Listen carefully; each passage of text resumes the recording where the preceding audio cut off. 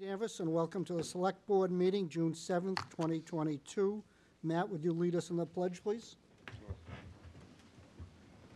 I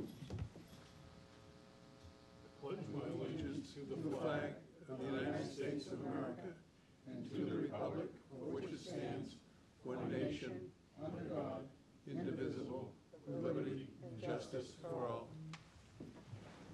Thank you, Matt. Can I have a motion on the minutes of May 17th? Approval of the minutes of May 17, 2022. Is there a second? Second, Any discussion? yes. I would just like to say that I have been reviewing Kathy Ellsworth's minutes for many years, and they are flawless, but they are also show a great deal of attention and care and respect to this board. So thank you, Kathy. Thank you. So we have a first and a second. All those in favor? Aye. Aye. Opposed? None. Thank you. This time, new public business, anything that's not on the agenda, welcome to go to the podium. Mr. Bradstreet.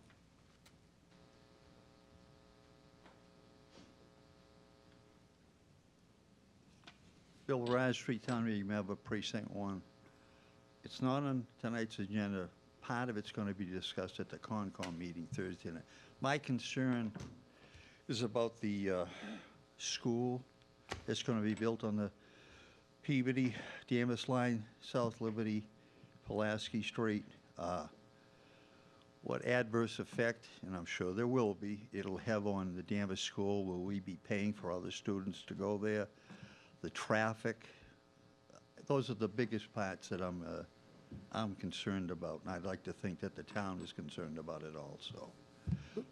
The town is concerned and aware of it, but the school itself will be built on Peabody land. Unfortunately, we have not very little to say. As I understand it, it's an elementary school, charter school, Well, for what it's worth. and if a letter of concern could be sent to whoever, that at least one person, I'm sure there are others in town, are concerned about the project. Again, for what it's worth, at least so they know that we're aware and we are concerned.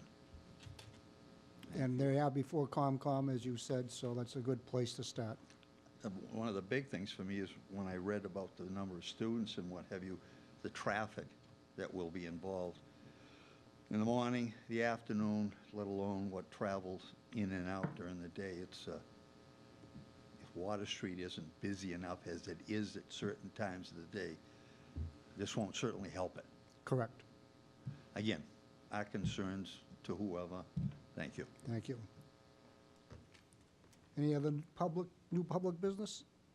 Hearing none, we'll go to item 3. The board will consider a recommendation from the Human Rights and Inclusion Committee to issue a proclamation in recognition of June 10th. Somebody to speak to that tonight?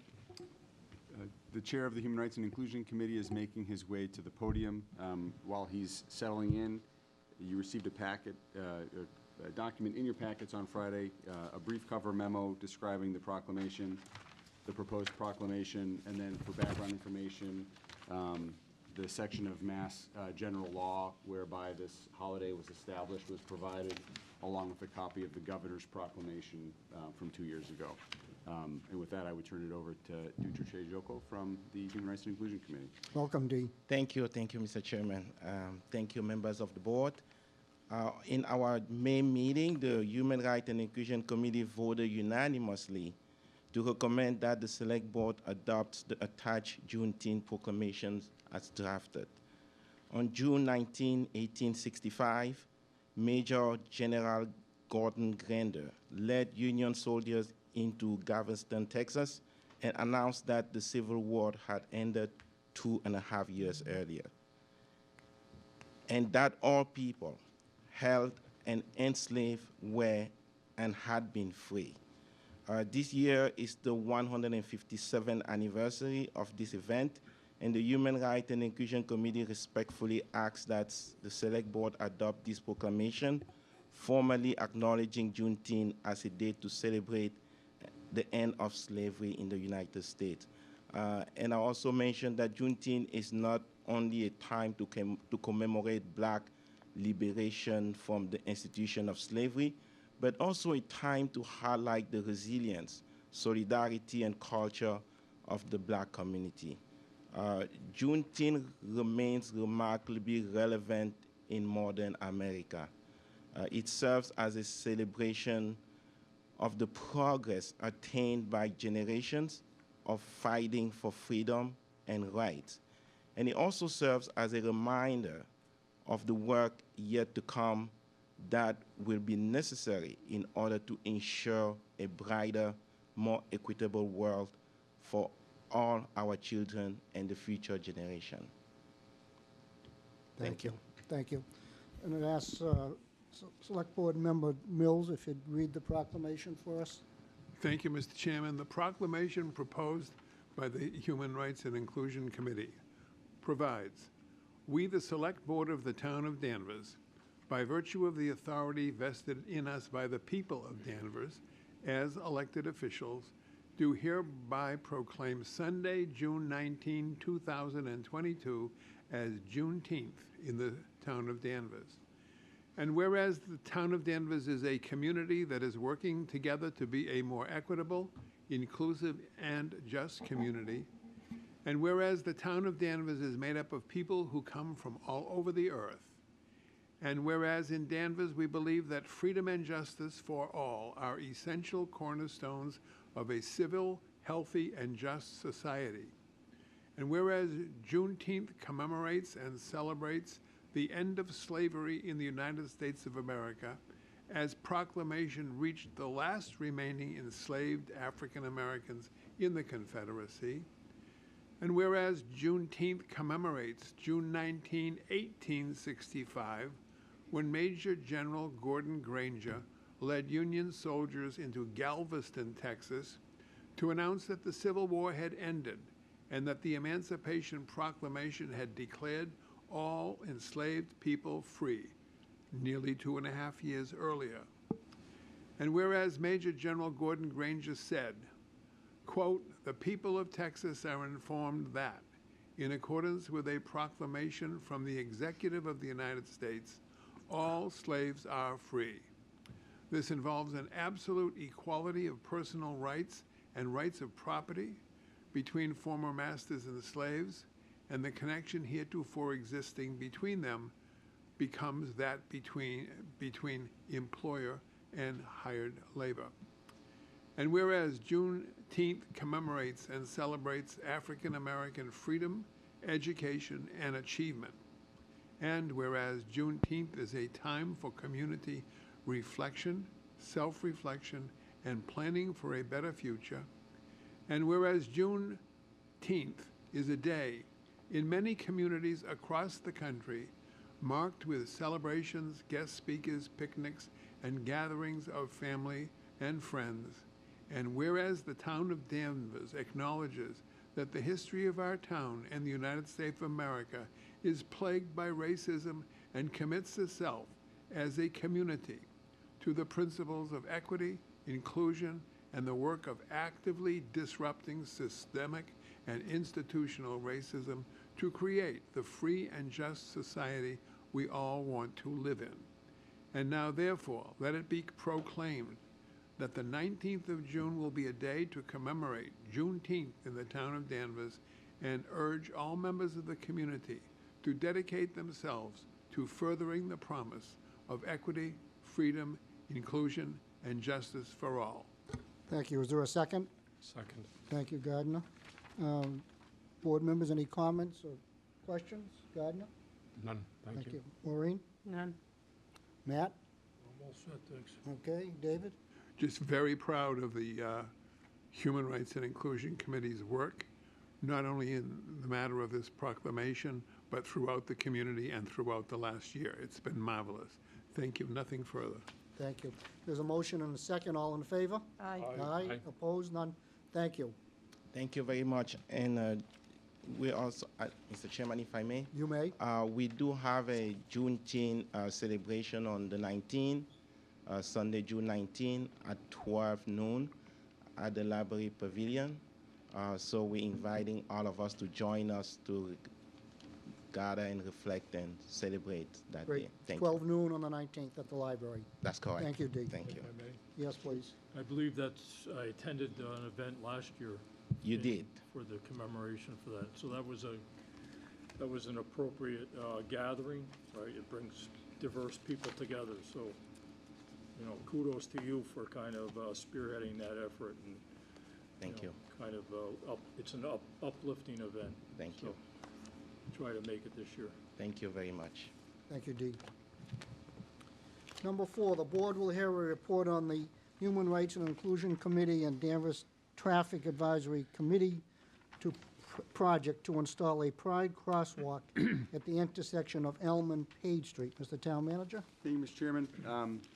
We're joined tonight by, in addition to Dee, we have Lieutenant Sullivan from the Police Department and Jasmine Ramon, our Director of Equity and Inclusion. The memorandum that you received describes a collaboration between Human Rights and Inclusion Committee, DTAC, Public Works, the Police Department. And it's unusual. We're making the presentation tonight because this is sort of a novel project. Crosswalks are not enumerated in the TRO, the Traffic Rules and Orders. Typically, they are installed on a case-by-case basis at the staff level as part of projects or as roads are being repaved based on requests from residents. But this concept was shared, I believe, Lieutenant Sullivan brought it to the Human Rights and Inclusion Committee, and through that committee, the discussion was with DTAC to try to identify whether a crosswalk in town would lend itself to the installation of a pride crosswalk. You may have seen them. I believe there are several in Salem. And there were several criteria that had to be evaluated as part of this. The width of the crosswalk itself, the condition of the roadway, whether that crosswalk was smooth or stamped concrete, and then location being the downtown. So working with Public Works, the committee identified the crosswalk at the corner of Elm and Page Streets near Danvers Fresh Market as being the best crosswalk in terms of satisfying all 4 of those requirements. There's not a vote required tonight, but we thought it would be nice to bring this before the board that could hear from the committee in terms of what the goal and the desire behind this was. But David Lane and Chuck Farrell have been able to obtain, we've secured the materials, and we're working with a vendor to do an installation at some point this summer. But prior to that, I wanted to bring this before the board and give those the stakeholders an opportunity to discuss with you. So I think any of us would be happy to take questions. Or make further presentation. So Dee's coming back to the podium. Thank you. Yes, I am. Anything you want to offer before we ask questions? Well, just really rising in support of these initiatives. And before I even get there, I just want to thank the board for the support that you've given the Human Rights and Inclusion Committee and all the activities that we're involved in. We are in Pride Month. We had several events these past few days to celebrate Pride, so it's really fitting that this project will come to fruition, hopefully, during the month of June. Accepting, this is a way, I think, to show that there's commitment to affirming LGBTQ life experience in our town. And this will help us continue to build a compassionate community, especially for the LGBTQ youth. Who have high rate of depression, bullying, and suicide, as we all know. I will caution us that a few cans of paint and some rainbow can't wipe away prejudice or make people feel safe and comfortable at all times. Deeper, more meaningful work on diversity, equity, and inclusion is needed to be done in our school, in our homes, and in our town. But I do believe that projects like this to show visible support is really something that's taking us in the right direction. And I hope that the board supports that. Thank you. Thank you. Dee, would you introduce the members of your committee that are here? Sure. We do have Paul Polak. Paul, you want to wave? Yes. And this effort was, as the town manager mentioned, was really led by the liaison to the Human Rights and Inclusion Committee from the Police Department, Lieutenant Rob Sullivan, and also supported by our new DEI, Jasmine Ramon. Okay, thank you. Questions from the members of the board? Gardner? No, I support this. I remember several years ago when when Salem did a similar symbolization of pride colors in several of their crossings. It was a powerful statement. At the time, I would only ask that at the time that this is going to be done, is this intended to be a DPW effort, or will we be inviting leaders to help participate in the painting? So it's a specialized paint. The application of the paint will be by a contractor that Public Works has secured, but certainly we can share the date. Thank you. That's all. Thank you. Maureen? I think it's great, thank you. Matt? Yep, kudos to you again for initiating this project. I think it sends a message not only to the residents, but the visitors through the downtown area. I'm just a little concerned about the cost. Do we know what the life expectancy is? Because I'm concerned that over time it will fade and it will kind of take on kind of a sad, worn out look. So I assume that there'll be a periodic update to refresh it. I was just curious about if you had talked to anyone in Salem about what the life expectancy is. That's probably above my pay grade. I'll probably defer that to the town manager thought he when was we gonna talk answer. about money. No, the cost is around $4,500 to apply. The level of the volume of traffic on the road is going to have a big impact. It's not a major road, but certainly within, as is mentioned in the memo, and working with David Lane, we would imagine that probably 2 years from now we'd have to evaluate and see how it's holding up, recognizing that it will require repainting periodically. But at this point, whether that's 3 years or 6 years, hard to tell. Right. So we do this type of striping on a regular basis for crosswalks. I think just the fact that there's varied colors that probably are not used frequently. Usually it's white or blue maybe. So I think that's what drives the cost up above what it would normally be. I think the paint has to be heated and then applied with a special machine. So I'm just concerned about how long we would let it go before we kind of refreshed it. That's probably my only concern. We want to keep it vibrant, right? So. Definitely. And as I said, I'm not sure about cost and budgeting, but what I can say is we do it for other crosswalks. We maintain our roads around town regularly, and this shouldn't be any different, Right. at least in my opinion. So maybe in the long term, we should kind of purchase the paint in volume, so it's not just a one-off.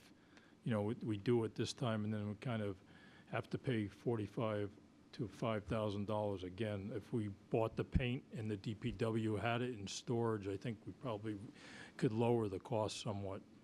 So that's all I have. Thank you, Thank Matt. you. David? Thank you. I think it's a wonderful idea.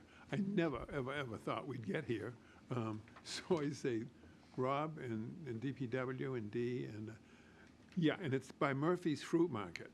I just want you to know that I worked in Murphy's Fruit Market when I was in the 5th grade at Tapley School. So I'm very familiar with that intersection, and I'll be looking to see that you do a good job. Thank you. Thank you. Thank you. So there's no vote necessary, and we thank you for the presentation. And I just make note, there's 10 colors in this crosswalk. It's quite an endeavor, but thank you. Thank you very much.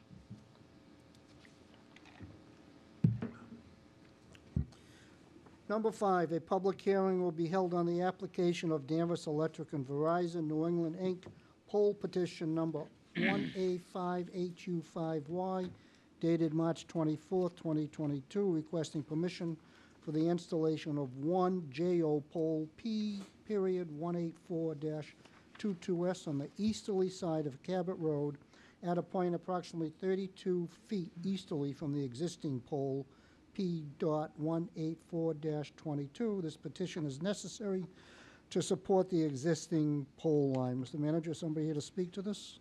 Yep, we have Jason Small from our electric division. Oh, I apologize. Thank you. Verizon's first.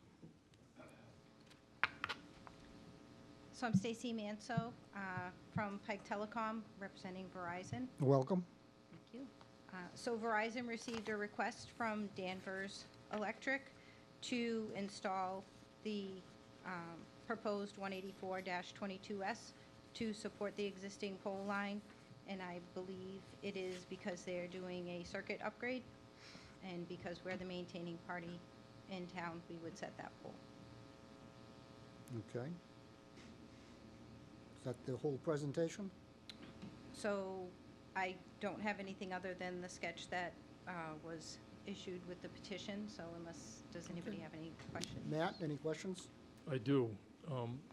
It's hard to tell from this schematic about where the pole will actually be located. Is it between the sidewalk and the curb? So the pole is going in the grass strip between the roadway and the curb, and then the sidewalk anchor and guy will be going to the backside of the sidewalk. I drove by the location this afternoon, and it is staked. So there's Both the anchor and the pole are staked.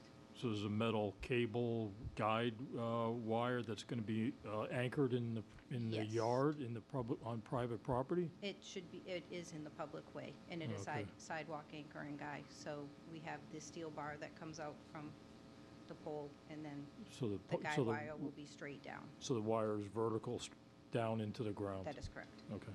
All right, that's all I have. David? Thank you. No questions, thank you. Maureen? No questions. Gardner? Could you tell me what's a JO pole? A joint owned, so Thank- it's owned by both thank you very much. companies. And will this pole itself be used only for structural support, or will it have wires on it? It should be only for structural support. So, okay, it'll be standalone. Thank you. Those are my questions. Thank you. This is a public hearing. Anyone in the public have any questions? Please. Go to the microphone, please, and introduce yourself. Hello, I'm Sally Milano. I live at 40 Cabot Road. Where is that going to be located? It looks like it's at the edge of 40 Cabot Road. Where on the edge? Verizon or Jason, can you show her the,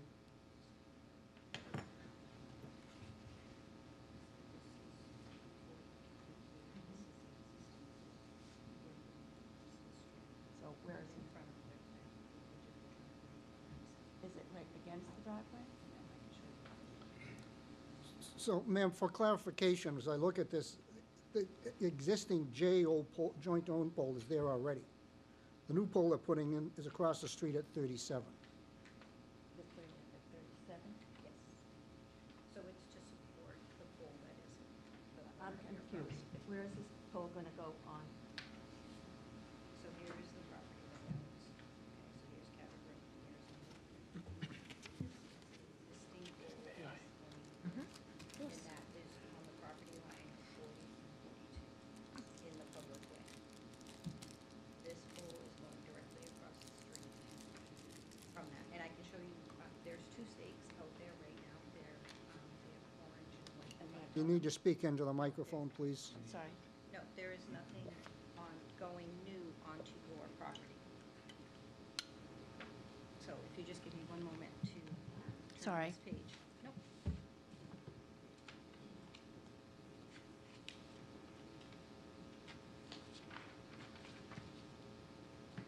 So this is the existing pole. This is your home, and this is number 42. This is the pole stake. This is not my home. This is not my home. I'm over here. So you're 37? No, I'm 40. And the I'm pole sorry, is I'm going 37. across the Okay, street Okay, so on you are 37. 37. Yes. Okay, so yes. So this is your driveway, and there is a stake right next, it's right next to your driveway. It's right next to my driveway. And then there will be a down Can- anchor here. Can it go over here? It has to be in line with this pole right here.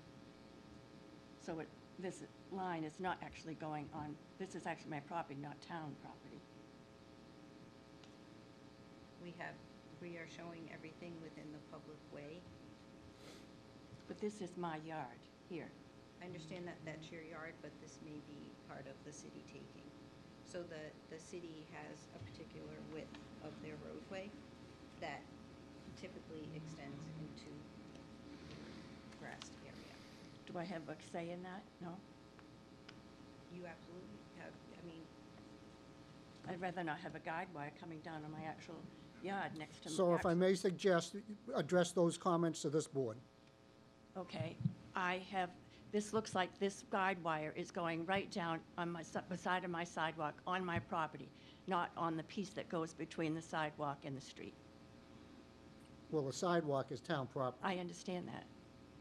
The pole will go there, but from what she's saying, I believe that the guide wire is coming across this, is it coming across the sidewalk where that stake is? If I may, Yep. in most instances in Danvers, the town owns beyond the edge of the sidewalk, so the right-of-way does vary from street to street. Typically, it's a minimum of 25 feet from the center line onto the property. That does vary. And what I'm hearing from over here is that the project which is being proposed to stabilize the pole across the street to maintain the system is being done within the town's right-of-way, which may feel like part of your yard, but would be within the property that the town of Danvers owns. I understand that, but Yep. this little stake looks like it's like 2 feet from my driveway. But your driveway would pass through the town's right-of-way as it connects to the public street. So the distance that those wires are from the road, this is very standard as being done within the town's right-of-way.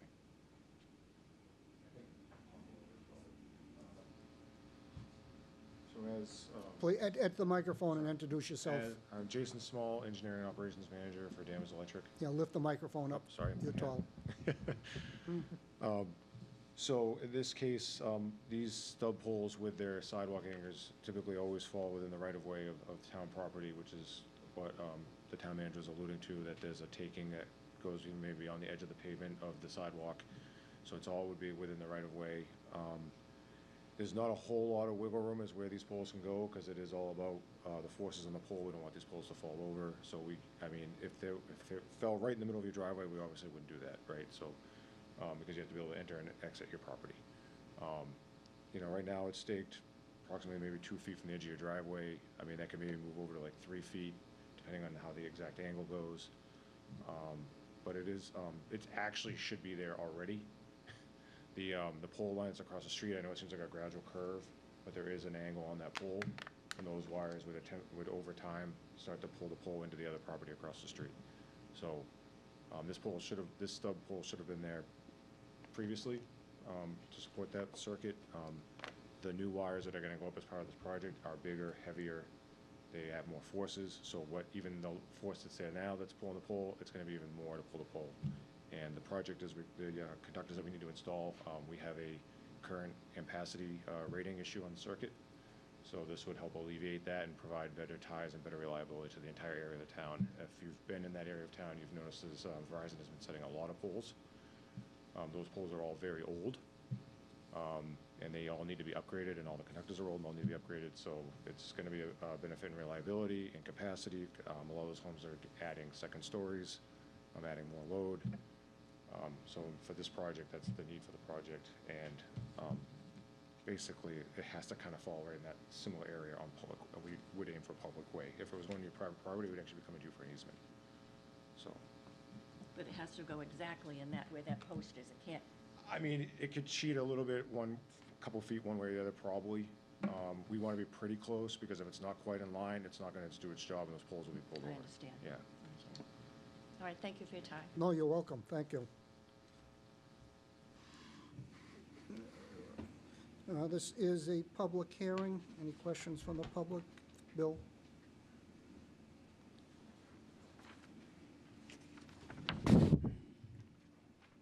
Bill Bradstreet, Town Meeting Member, Precinct 1.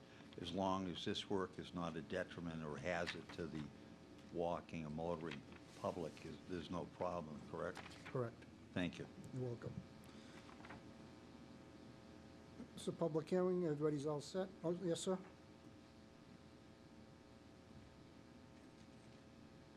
Good evening, Jay Goodadaro, 35 Cabot Road, neighbors. I just have a question. I heard that the pole was not actually going to have wires on it, just one supporting wire? Is that correct? So it's not going to actually have like electrical wires come across? It's just mainly a support. Did I hear that correctly? So is that They're just? nodding their head yes. Yes. Okay. So that's just like, is that just one wire? Is it a big wire? Maybe you can speak to that. You'll probably see 2 wires go to across the street to support the Polka Street, one at the electric height, which is at the top of the pole, and then you'd see one at the Verizon level and the lowest cable in the pole, because they would also need the support, everything that's pulling in an angle. I mean, worst case, you could maybe see 3 if we have to guy our secondary, so we might guy it at the very top, and then we have there's another set of conductors that electric owns that supply your homes, and if that has heavy enough and have an angle, we may have to back that up as well. So you could potentially see 3 guy wires come across and 1 to 2 guy wires going down to the anchor. I stack a question on top of that? Yep. Excellent. Same person. I'm curious, as you drive down Cabot Road, which I do frequently, there's only one pole on that side of the road on the entire stretch. It's up near Coolidge. I'd be curious why there aren't more of them, and I actually don't want more of them, but I'm just curious why this one is particularly needed when there's only one, which actually has some wires going across the road. It doesn't really look that good. Everything else going across the road is to go down one of those by roads. But this seems to be that it would be the only pole of its kind. For this case, Cabot Road, as you know, has slight gradual curves kind of all the way as you go down it. We can do some things with how we install our conductors to alleviate angles. We can also side set poles, and so maybe if the pole's up against a curve and it would have been better further back in the grass strip. Verizon, when they're setting poles, they maybe back set it a little bit or side set it to put it in a better spot to take the angle out. We have brackets and other things we can do. We can run on different sides of the pole. We can try to, on a gradual angle like that, we can really try to take as much of that need for guying out of it as we can. Unfortunately, at some point that gives. And this happens to be kind of right in the point of where it kind of curves both in, and we can alleviate kind of a lot on both sides, especially if it's going in and out, back and forth. But when we get at a certain point, we're going to need a guy. And you know, we looked at it. We spent a lot of time engineering it before we requested Verizon. We went out with our line supervisor. We tried to do as much as we could to take as many angles out as possible so that we weren't doing this, which is why you're probably only going to see one. I don't think there's any others on this project on Cabot. There might be another 1 or 2 on some of the side streets that maybe haven't come yet, but without completely reviewing every single pole we requested, that's the answer to that. Thank you. Do we have a motion to close the public hearing, please? So moved. Is there a second? Second. All in favor? Aye. Aye. Thank you. What's the will of the board? I move we accept the petition as presented. Second. First and second, any discussion? Yes. Yes, Matt? So just, the resident had expressed concern about having the guide wire just 2 feet from the edge of her driveway, and I think I can sympathize with that. It seems like it has the potential for, I don't know, like a burden on the residents of moving their vehicles in and out of the driveway. So if Verizon and their electric department can somehow move that cable, even if it's a foot or 2 further away from the driveway, I think the resident would really appreciate that. That's all I have. And I think we heard that they have a little wiggle room, and they'll look Yeah. at that, I would Yeah, trust. just, you know, in their notes, they can, you know, when the crews actually go out there to install the cable, if they have that flexibility in the work order, that would, I think, be beneficial. Okay, thank you. Anything else? We have a I'm all motion. set, thank you. We have a motion, a second, all in favor? Aye. Opposed, none, thank you. I hope it works out for you, and thank you for your concerns. Number 6, a public hearing will be held in accordance with Section 2 of the Rules and Orders governing private livery service within the town of Danvers on the application of Tide Trans, Inc., Anthony Maffio, owner, 85 Western Ave, Lynn, to license up to 2 passenger cars to travel on all streets in the town of Danvers to provide transportation on a reservation-only purpose. Somebody here to speak to this? Welcome, Yeah. please introduce yourself. Yeah, this is Anthony Maffo, so for Thai Trans. So we're looking to provide a livery service in Danvers on a reservation basis.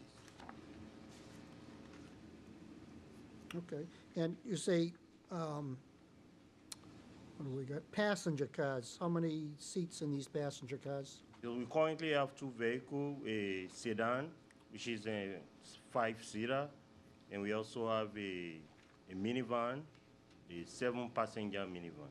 So those are the 2 vehicles. Those are 2 vehicles. Right? Is the paperwork in order? Yes, the paperwork's in order. All right, thank you. Questions, Maureen? No questions. Gardner?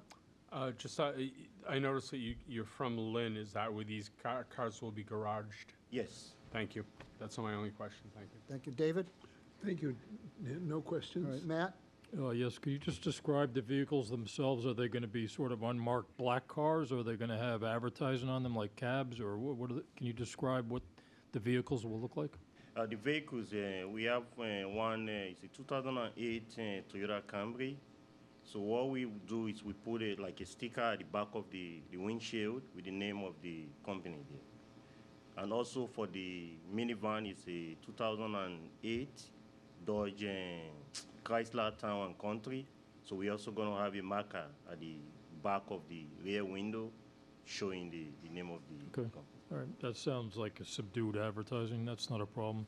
Can you just describe the business model? Like how will residents of Danvers contact you to make, like, say they wanted to go to the airport? Can you just describe that process? So I will we'll do advertisement on Facebook, on Danvers newspaper, and on Gregly's on social media.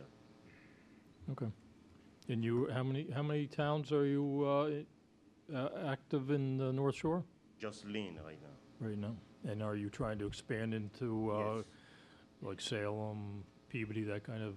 Yeah, that's the ultimate goal. Sounds like you're Just going to wanna need some start more small. vehicles. I wish Yeah, you success. definitely, you know, yeah. I wish you success. Thank That's you. all I have. Thank you. Thank you. David? Nothing. Thank you, Mr. Chairman. Is public hearing? Anyone in the public?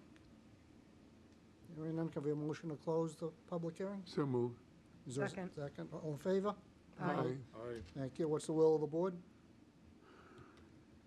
Well, is to grant, let's see, I can't see without my glasses.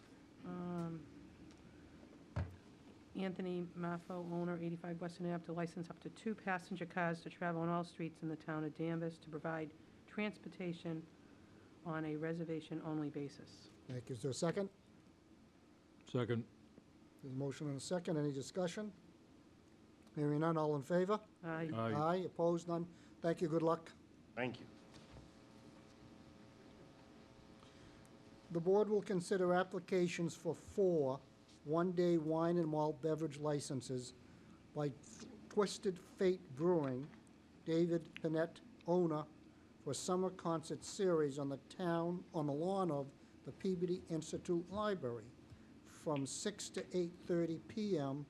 on the following dates: Monday, July 18, Wednesday, July 27, Wednesday, August 3rd, and Wednesday, August 24th. Thank you. Somebody here to speak to this?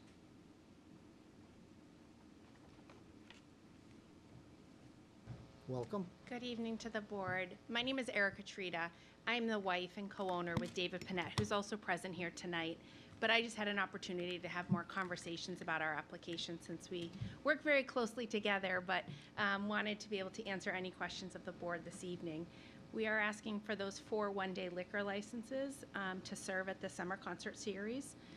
We've been working in conjunction with the Recreation Department, as well as Ms. Ellsworth has been very kind in speaking with us and preparing for tonight, as well as Town Manager Bartha. So our application tonight are for those 4 dates as you read, to serve our Twisted Fate beer that we are proudly making and serving in Danvers already on Route 114, but to serve it at the summer concert series, and that's our application this evening.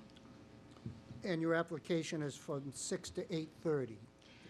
It was our application for 6 to 8:30, as we were informed when we applied that that was the start of the concert series. And further communication, we would very much like to be able to serve from 5:30 p.m. so that we can serve the residents ahead of the concert starting. And so we would like to modify that if possible, to start serving at 5:30 and end when the concert ends at 8:30, if the board would be so inclined to allow for that modification. Okay, thank you. Gardner? No, I'm familiar with the way we handled this when we had a farmer's market there. I will say, my band is playing one of these dates for the rec department, but I don't feel the need to recuse myself from this. It's independent of that effort, but I would support a 5:30 start. Thank you. Maureen? I think it's fine as long as the clerk has everything in order. Yes, the paperwork's in order. That's fine. Matt? Yes. I remember when you were before us, when you opened, it seems like maybe 18 months ago? Has it been that long? It feels that way, but no, thank you. We were before this board in November, so just 7 months ago. Okay. But perhaps it was a long winter. There was a lot going on for this town and for everyone. We're very fortunate that we're moving past sort of the difficult nature of the winter, right, for everyone, with the pandemic. But you did see us in November, and we opened in April, just 8 weeks ago. I guess life moves slow for me. Have you kind of managed this type of event in the past So for we- other events? So as Twisted Fate, this will be our first outdoor concert series such as this. But we obviously we've been operating the tap room from the perspective of managing alcohol, managing carting, managing drinks. Obviously, we've been doing that in our space. Outdoors, we haven't had the opportunity yet. As I said, we've been open just 8 weeks. So this will be our first opportunity to do it outside. But all of those same rules apply with regards to what we learned. All of our staff is tip certified. All of us have prior experience serving alcohol. But as the owners of Twisted Fate, we haven't had that opportunity yet, simply because we haven't been open long enough. But Okay. we'd still be applying those same rules that we apply in the tap room at the summer concert series. Okay, so I'm just going to kind of expand on the observations that I made last year at the Glen Magna when it was basically just staff that were selling canned beers, and it was kind of low key. There wasn't like a corral where people had to stay in and drink. They were free to wander around. So that seemed to be, they're all adults, and they were carded, and then they just behaved appropriately. So I think that this is, I think it kind of strengthens the experience for the music event, listening to bands, have a beer. Will there be any food available? Will you think about like snacks that you might also, I don't know if you had a kitchen at your facility, but would you consider maybe having snacks available to kind of, because I don't know if sometimes there's food trucks there and sometimes it's just ice cream, I think. So I will have to follow up to find out if any separate vendor for food has been contacted for this summer concert series. We do not have a kitchen. We opened with the application that we get pizza from Danvers Pizza and Subs that we sell in our tap room, as well as some snacks. We hadn't addressed whether we would bring any of that to the summer concert series, but we can look into it after tonight. Yeah. But I'm just not sure if the town has already contacted another vendor for food or not. I apologize. I don't know whether somebody else has been asked to do that. And there can be challenges getting a certificate from the Board of Health to serve the food. That can be a challenge, so that may not really be worthwhile. But it sounds like you have things well thought out, so I wish you success. I just wish there were more 4 events for the summer. Seems somehow much smaller than what I've seen in the past. Typically, we would have bands there from at least all of July and August, so I'm kind of disappointed. But I wish you the best. Thank you. Good luck. Yeah, I understand it's difficult to kind of get back to the pre-pandemic level of number of Yeah, events. both feet, In our gotta jump in with both. communications, so we hope to, in coming summers, that also that can increase and our participation can continue. Okay, Thank David? you. sounds good.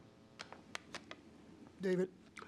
I just support the 5:30 Yeah. amendment and nothing else. Okay, from her. so, comment on food.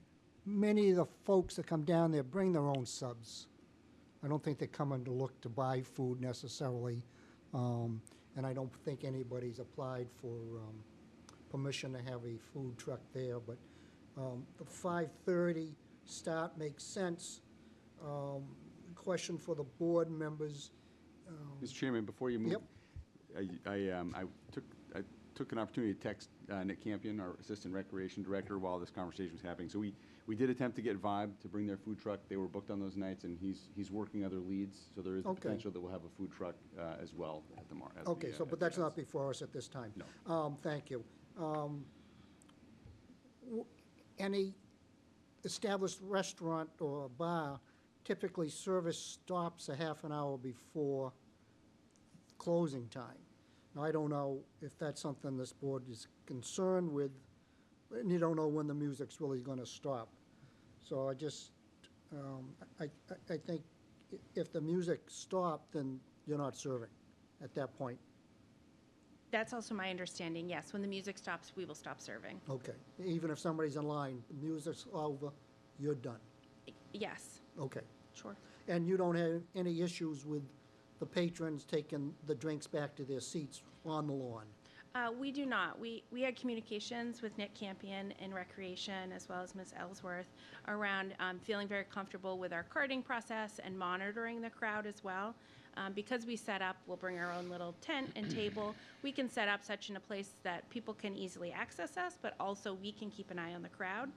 So we believe that people would like to be able to have a beer and go back and sit with their family.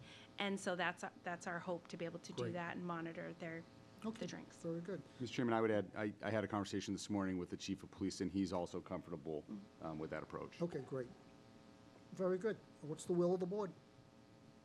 I move we accept the application as presented for those 4 dates with the amended time start at 5:30. Second. Any conversation, discussion? All in favor? Aye. Aye, opposed? None. Thank you. Good luck. Thank you. David seconded David. it. Thank you. Running out of paper?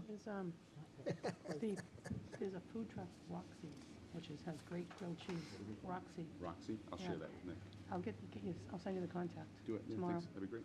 Great grilled cheese. Number 8, the board will consider an application for a one-day wine and malt beverage license by Essex North Shore Agricultural Technical School, Bonnie Carr, event coordinator, 565 Maple Street, for a retirement party for staff members, Smith Hall on South Campus, on Thursday, June 16th, 2022, from 3 to 5. Bonnie, is that you? Thank you, Mr. Chairman, Town Manager Bartha, and board members. My name is Lisa Berube. I'm standing in for Bonnie Carr tonight, who is on a medical.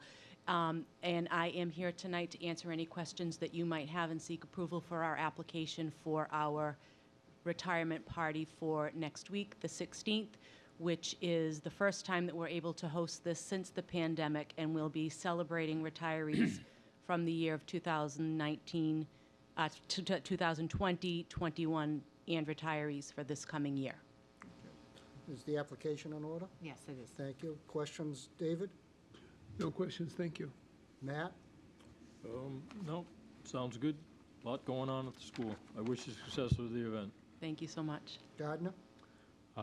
Who's the vendor of, the question I'm asking is someone going to be tip certified who's serving the alcohol? Yes, so the provider is the North Shore bartenders.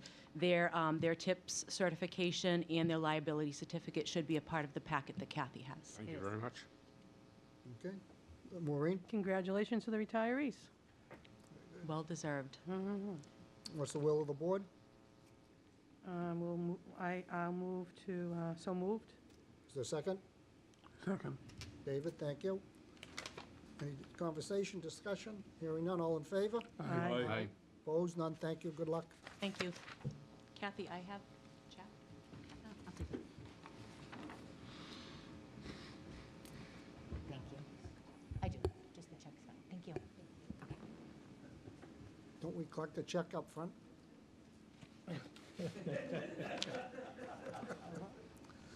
Number 9, the town manager will report to the board on various items of interest. Steve? Thank you, Mr. Chairman. When I walked in at 5:59, I believe I walked in on a debate about how long this meeting was going to go.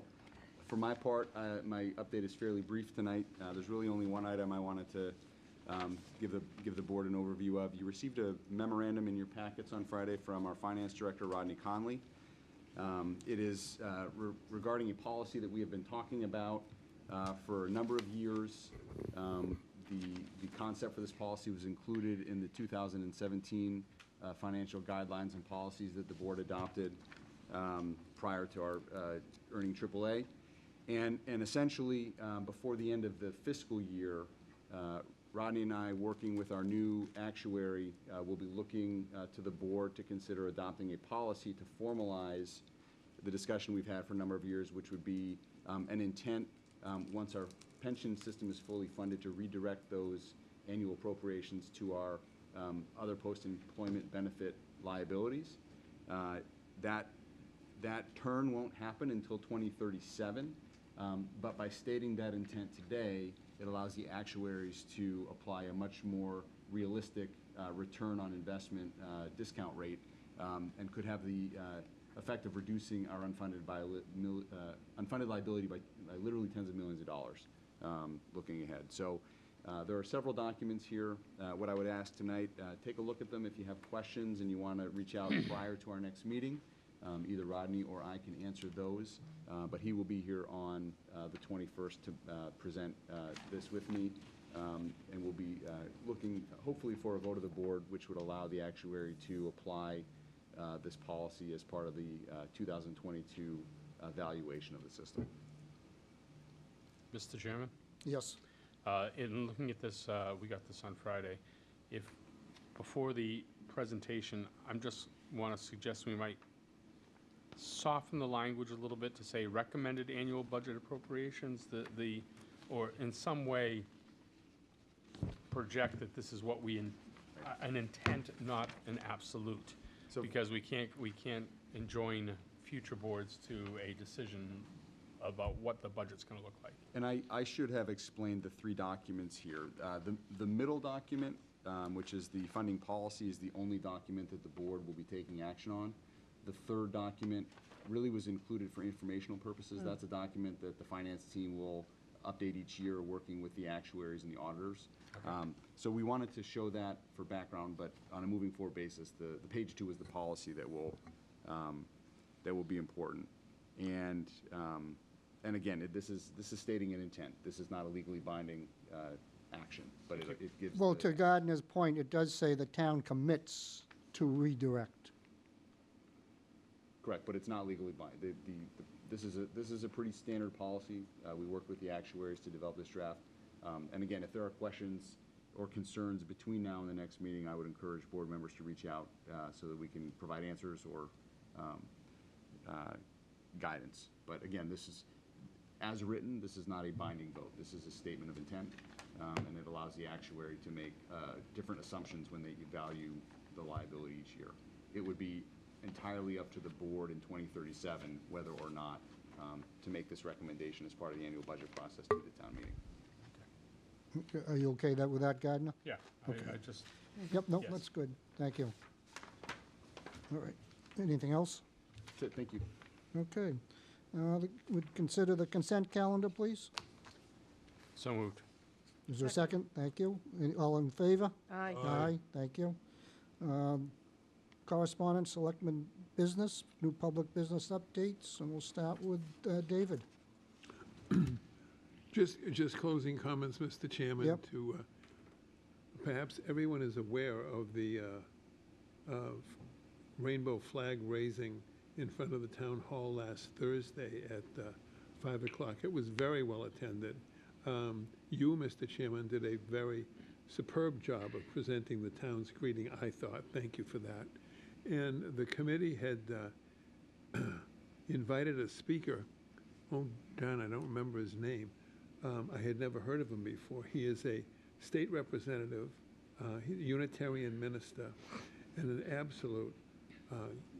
competent advocate for human rights, and he gave a beautiful talk, especially talking about the protection of children.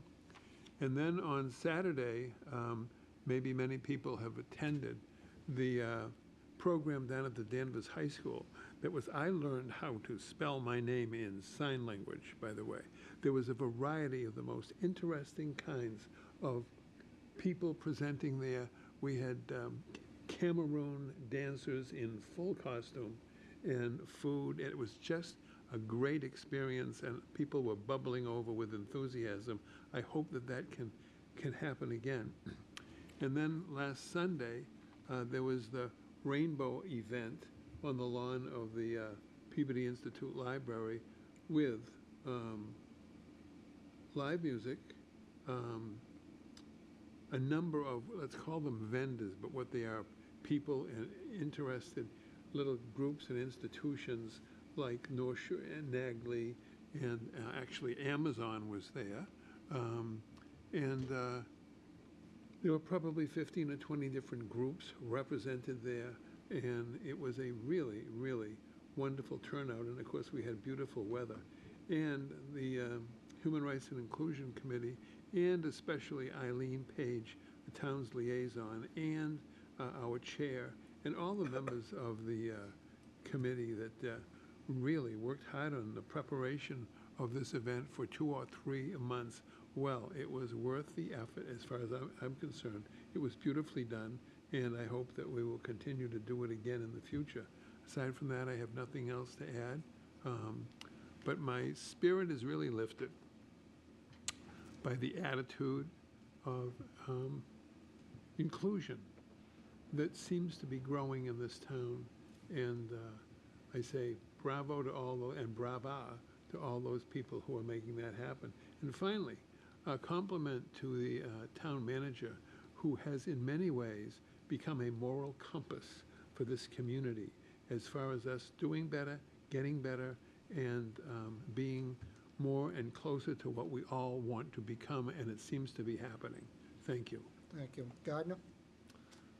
The only discussion I want to raise is I would like to suggest that this board return to 7 p.m. starts for our public meetings. I understand when we had the pandemic and we were doing virtual meetings, it doesn't require commutes. And this is not for the benefit of the board members, it's for the benefit of the public. As people have returned to work and want to attend public meetings, I think that a 6 o'clock start often will hamper their ability to be in attendance. So I would suggest that we return to a 7 p.m. start for our public meetings. Thank you. Maureen? I want to thank everybody that participated in the Memorial Day Parade. I mean, not the, I'm sorry, the Veterans Parade. Kelly Texera did a great job. It was a terrific parade to see everybody, all the citizens out, all the kids. Senator Lovely and Sally Kearns had the flags, and we were all passing them out. Steve got to drive the golf cart with his kids. But it was fun. I also want to say, very sad about what's happened in Texas. Everybody hears about the news, and, God help those children and those couple of teachers, and hopefully this country will get a grip on what's happening in this terrible world right now. But other than that, on other new business, I'm going to be meeting with Danvers Housing Authority this week, and the rail trail. I'll talk to you, Mr. Chairman, about maybe Mr. Duggan helping out with the rail trail, because I'm on too many committees. And I'll talk to you, in private about that. Other than that, thank you for everybody that comes. I do like seeing the pride colors on the sidewalk. I think that's great. I think Matt has a good idea, some suggestions about the upkeep of it. We want to make it, if we're going to do it, we want to do it right. We want it to look good. So I like that buying in quantity and storing it. Like the line striping people, I'm sure the cost is up too. And he brought some good valid points, but that's it. Thank you very much. Thank Matt? I spent this past Sunday afternoon in Salem for dinner, and just beautiful weather, and I was it was just, the streetscape was very vibrant with restaurants, with tables outdoors, and it just created a very kind of a festival feeling where people could kind of be interacting and they weren't indoors. They could be outside on the sidewalk. And it led me to think again about the pop-up park that we tried to execute last year. And I remember I donated $100 to that to get the matching grant. So it's kind of disappointing that we're not making a renewed effort to kind of bring that back and kind of this time kind of roll it out with a little bit of, kind of pomp and maybe with bands playing. I think last year when we tried to roll it out, we got caught up in the supply chain. Pieces kind of came in piecemeal. Like the staff did an admirable job kind of just going with the flow. There'd be some material would come in 1 week, and then they'd have to wait for lights and tables. I think it kind of created an image that it was just kind of a piecemeal effort. But I know that there was a lot of work going on in the background. So I'd like to see us do that again. And I thought the location is appropriate. I know there were a lot of people that were upset about the loss of parking temporarily, but you can't really. There's always a vocal minority that kind of thinks that change is detrimental. And I recall back 20 years ago when I first got involved with the rail trail, there were not a lot of people, but there were vocal opponents. And, if we had listened to them, we wouldn't have the rail trail today. So I think it's worthwhile to kind of try the pop-up park again and do it in a way that kind of brings in some type of maybe some acoustic music or something that's more interactive so families can come with their children and get some additional support from the businesses to kind of be able to kind of, offer food out in that area. So I think it's, I don't want to see it just one and done. I'd like to try to, it sounds like this year isn't going to happen, but I think if we put our heads together, we can make it a success. So that's all I have. Thank you. Thank you very much. Thank you, Matt. Okay.